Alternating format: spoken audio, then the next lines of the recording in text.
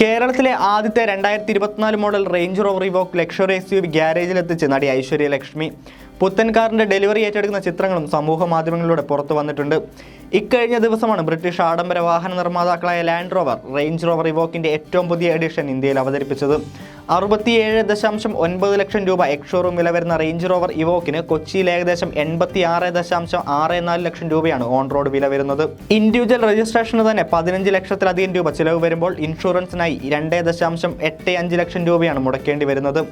Range rover ശ്രേണിയിലെ entry level മോഡലാണ് Evoque. പഴയ പതിപ്പുമായി താരതമ്യം ചെയ്യുമ്പോൾ ലക്ഷറി SUV വൈവിധ്യമാർന്ന അപ്ഡേറ്റുകളുമായാണ് ഇത്തവണ വിപണിയിലെത്തിയിരിക്കുന്നത്.